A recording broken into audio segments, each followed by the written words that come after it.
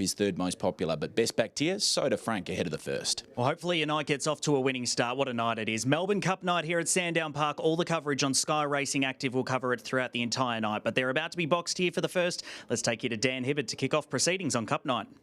Park for the best race in the world, the Melbourne Cup 12 race card. The Cup is race number 10 tonight. We've also got the Group 1 Bold Trease for the stayers, and this is the first. Welcome to Cup night. They're set to go for the first. Racing, Soda Frank began well from 2, wants to get up the track. Bombert drives up underneath it. Mackinaw Peach is up to 3rd. Driving through was All About Ivy. Next in the field was Ethanol Unleaded. Clear then of Ethanol Tank. Well back was Weblek Tiara, and Nadina Bale dropped away, but the favourites in front. Leader Soda Frank, 3 clear. On Bombert, who gets to 2nd. Running on was Mackinaw Peach, and on the inside All About Ivy. Soda Frank into the straight, leads by 2. On Bombert, and the favourite wins the first. Soda Frank over Bombert, and 3rd in Mackinaw Peach. 4th home will be Ethanol Unleaded, I fancy, over All About Ivy. Next in was Ethanol Tank. Further back then to Weblek Tiara and Nadina Bale at the rear. The time on the first is 29.67. Winner, I could give you a hug, Tay. Well done, mate. Yeah, cheers. Thanks for putting the pressure on me, boys. Appreciate it. Hey, this boy, he's taken you on a ride already, hasn't he? A winner on Top Gun night with this boy, Soda Frank, and now winning the first on Melbourne Cup night. You've come a long way. Oh, fantastic. And yeah, it's all credit to the dog. Like, he just wants to be here. He chases hard and he does everything right. It just makes my job easy. Put him in the boxes and praying for luck, and we got it tonight. Well, you did it a bit more than I think luck. He began right and he made his own luck. Hey, just quickly, tell us the story about how you first got involved in greyhound racing. I love it. So it just happens to be I was walking past the track one day, greyhound track one day, running late for school, and I thought, oh, school can wait. There's greyhounds going around here. What's this about? And to cut long story short, I started catching dogs just off the back of that, and I just loved it and been hooked ever since. And now you're in Melbourne. You made the move from New Zealand, and you've won 2 metro races on the 2 biggest nights of the year. How does that make you feel? Oh, it feels amazing. Like, it's just... I would never have thought, I've only been training dogs for just over a year, and I never thought I would be competing in town, let alone winning these races, so I'm very, very happy. You're absolutely killing it. Well done, Taylor Thornton, winner of race number 1 on Melbourne Cup night. Cheers, thanks, James. How about that, Hawley? Great story behind it. Yeah, it was a fantastic story and a good win. The first favourite is home. Geez, that's words I never thought we'd be saying after the last few weeks, Cap. But look, he's done a good job. He's gone from go to woe. You were worried that he might sit down coming around the final turn, but he's done enough to hold on here. Yeah, absolutely. I guess that's been the concern with him at a few of his starts.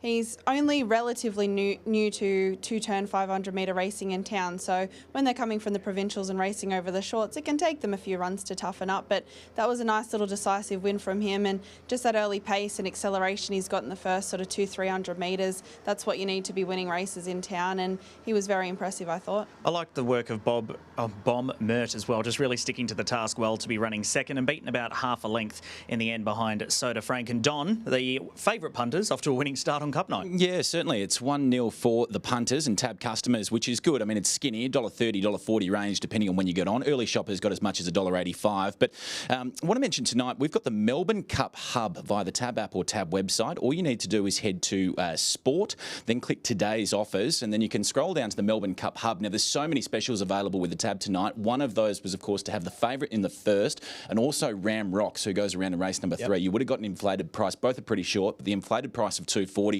for those that got on it. And of course, there's so many other offers throughout the night, including a money back bonus bet special for races 1 through 6. So if your dog runs second, get yourself a bonus bet back up to $50, which is a fantastic promo. Oh, absolutely. Going into such a big night of chasing as well. So jump on the app or jump on the tab.com.au website as well and get on these promos. But we look ahead now that we've got a bit of a breather. We're through the first race. We've got 2 feature Group 1s tonight. We'll start with the Bold Trease Cat. Can you talk us through, of course, we had the heats last week and the first 2 in each heat won their way through to the final tonight. Race number 8 on the program. It's amazing. For those who aren't greyhound nerds like myself, the staying ranks over the past few years has been something that's been quite thin on the ground. And it's just extraordinary that this year in particular we've just seen such an emergence of some really nice genuine stayers in the sport, which is absolutely great to see. Staying races are one of my favourite events to witness, and I just think, you know, no one loves anything more than seeing a back marker storm from behind in these type of races, and the race tonight is testament to that. We've got 5 or 6 genuine Group 1 class dogs going around, which makes it really exciting. I think it loses a little bit of the luster when you've got you know, $1.40 or $1.50 Yeah. favourite going around in these staying races that just looks like it's cherry picking things.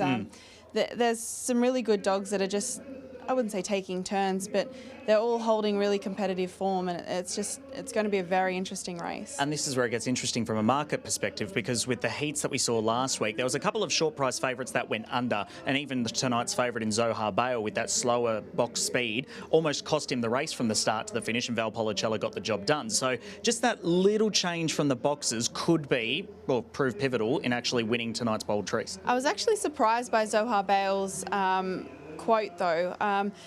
Last week's run was extraordinary, particularly when you watch it back, just how much trouble the dog got into. Everywhere he went for a run last week, he got balked, but that is him to a T because he is a back marker. He does tend to find a little bit of trouble as well in his races, so that's not out of the ordinary for him, but he is one of those exciting dogs that will be flashing home. Box 1 is definitely going to be more ideal for him than an outside draw, but with that being said, it probably isn't as important in the staying races when you are going to be a back marker anyway and dropping back through the field. So I was probably slightly surprised by how short he opened. There were a couple runners in there that I thought were a bit of value. And speaking of, Don, how's the market looking for the Bold Trees? Look, there's been good investment. Zohar Bale opened 320, which meant that there was only 30 cents between it and Valpolicella, who of course beat it last start. So Zohar Bale 320, now into $2.60. It is the best backed with us. Valpolicella 350, now out to 440 with limited interest in the early price. Similar drift on Moraine Susie. Third line of betting with the tab, 380 now $5. The other one to highlight here, well, in fact, there's two. Palawa King was put up $6.50 with us. Touch 480 just moments ago is now back to $5. And Ritza Piper, $12 into $8, now $8.50. Best back Zohar Bale, then Palawa King is second most popular. I like a competitive betting Group 1. This is what we like to see. So race number 8 tonight, that's the Bold Trees. We'll put a fork in it now because race number 2 is only about 10 minutes away. We'll be back in a few minutes to talk you through that, and then we'll have a look at the Melbourne Cup final, which is a little bit later on tonight.